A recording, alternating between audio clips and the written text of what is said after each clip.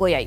పలు ప్రాంతాలలో single digit ఉష్ణోగ్రతలు రికార్డయ్యాయి. దీంతో రాష్ట్ర ప్రజలు చలి తీవ్రతకు గజగజ వణికిపోతున్నారు. రాష్ట్రంలో మరో 3 రోజుల పాటు కనిష్ట ఉష్ణోగ్రతలు నమోదవుతాయని వాతావరణ శాఖ అధికారులు హెచ్చరించారు. శుక్రవారం రాత్రి నుండి శనివారం ఉదయం వరకు నమోదైన వివరాల ప్రకారం సంగారెడ్డి జిల్లా కోహిర్లో 7.9 డిగ్రీలు, ఆదిలాబాద్ జిల్లా భీంపూర్లో అత్యల్పంగా 7 డిగ్రీల సెల్సియస్ ఉష్ణోగ్రతలు నమోదయ్యాయి.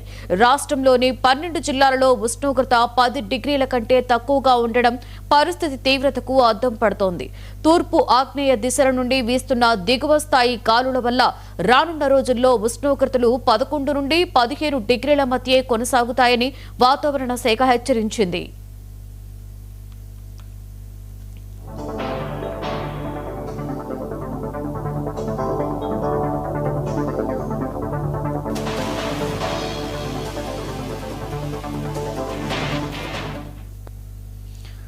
బయటకు వెళ్లేటప్పుడు తప్పనిసరిగా తల చెవులు కప్పేలా మఫ్లర్లు లేదా టోపీలు ధరించాలి. స్వెట్టర్లు, జాకెట్లు వాడడం వల్ల శరీర ఉష్ణోగ్రత స్థిరంగా ఉంటుంది. ముఖ్యంగా వృద్ధులు, చిన్నపిల్లల విషయంలో గాలి చొరబడకుండా జాగ్రత్తగా ఉండాలని వైద్యులు సూచిస్తున్నారు. చలికాలంలో శరీరానికి శక్తినిచ్చే వేడి ఆహారాన్ని తీసుకోవాలని, అల్లం, టీ, కషాయాలు, సూప్లు తాగడం వల్ల గొంతు సమస్యల నుండి ఉపశమనం లభిస్తుంది అన్నారు. శరీరంలో నీటి శాతం తగ్గకుండా గోరువెచ్చని నీటి మాత్రమే తాగాలని సూచిస్తున్నారు.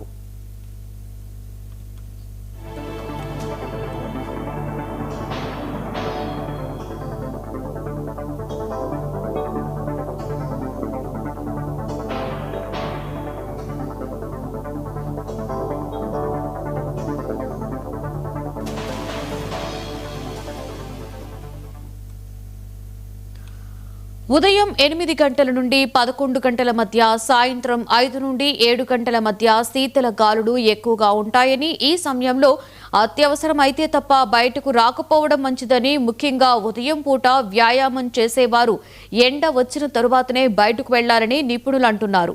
ఆస్తమా, సైనస్, గుండె సంబంధిత వ్యాధులు ఉన్నవారు చలికి ప్రభావితమయ్యే అవకాశం ఎక్కువగా ఉంటుందని, శ్వాస తీసుకోవడంలో ఇబ్బంది అనిపించినా, గుండెలో భారంగా ఉన్న వెంటనే వైద్యుడిని సంప్రదించాలని సలహాలు ఇస్తున్నారు.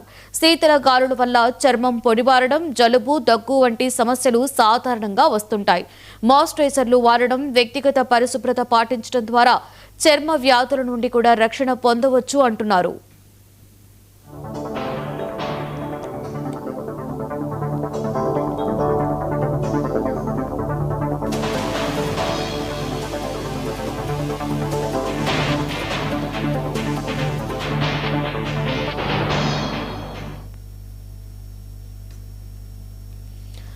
విజయవాడ, హైదరాబాద్